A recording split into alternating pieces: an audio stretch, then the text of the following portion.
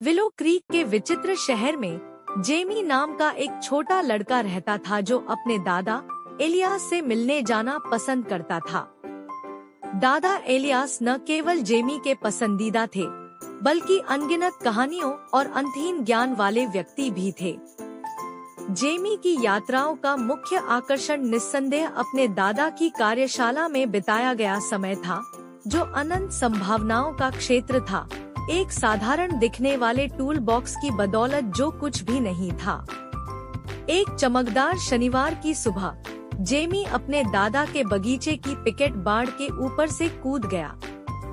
Alias ने अपनी हमेशा की गर्मजोशी भरी मुस्कान के साथ उसका स्वागत किया। एक और रोमांच के लिए तैयार हो मेरे बेटे, उसने पूछा। जेमी ने उत्सुकता से सिर हिलाया। हर यात्रा एक नई कहानी का वादा करती थी, रंगीन अतीत से एक रहस्योद्घाटन जहां जादू ने वास्तविकता को छुआ था। जैसे ही वे कार्यशाला में कदम रखते थे, पुराने देवदार और पॉलिश की खुशबू उन्हें घेर लेती थी। केंद्र में एक पुरानी ओक की मेज पर जादुई टूल बॉक्स रखा हुआ था।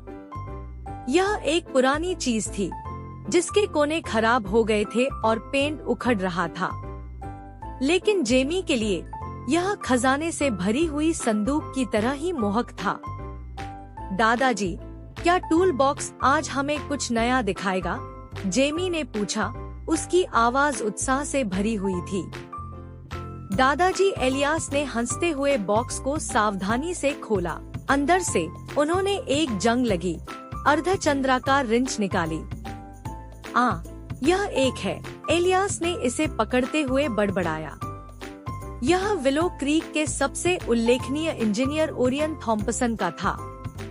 कमरा फीका पड़ने लगा, जैसे कि एलियास ने ओरियन की कहानी बुनना शुरू किया, जिसने न केवल मशीनों की मरम्मत की, बल्कि ऐसे उपकरण बनाए जो तर्क को चुनौती देते थे। प्रत्येक कहानी के साथ जेमी ने देखा कि कैसे उपकरण एक छिपी हुई जीवंतता के साथ चमकते हुए लग रहे थे।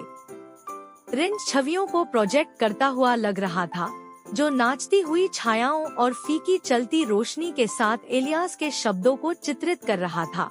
जैसे ही कहानी समाप्त हुई, कार्यशाला धीरे धीरे अपने सांसारिक रूप में वापस आ गई।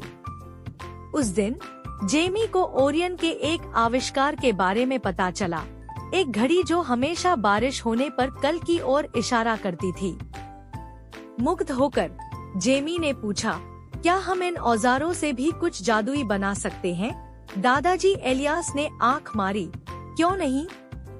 जादू को अंदर आने देने के लिए विश्वास और थोड़ी हिम्मत की जरूरत होती है, जेमी। साथ मिलकर उन्होंने निर्माण करना शुरू किया।